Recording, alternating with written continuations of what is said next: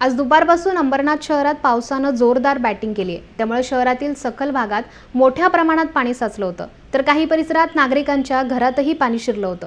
पहिल्याच पावसात नागरिकांची उकाड्यापासून सुटका झाली असली तरी प्रशासनाच्या भोंगळ कारभारामुळे आगीतून फुफाट्यात अशी परिस्थिती अंबरनाथकरांवर आली आहे।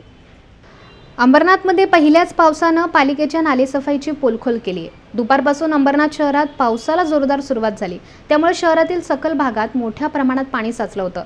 यामध्ये ताडवाडी, कांसई परिसरातील रस्त्यावर पाणी साचलं होतं, तर कमलाकर नगर भागात घरांमध्ये पाणी शिरलं होतं।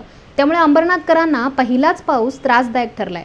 कांसई परिसरात रस्त्यावर साचलेल्या पाण्याचा निचरा न झाल्यानं रस्त्याला तळ्याचं स्वरूप आलं होतं। रस्त्यालगत असलेल्या नाल्यांची सफाई करण्यात न आल्यानं रस्त्यावर मोठ्या प्रमाणात पाणी साचलं होतं। या साचलेल्या पाण्यात बच्चे कंपनीनं पावसाचा मनसोक्त आनंद लुटलाय।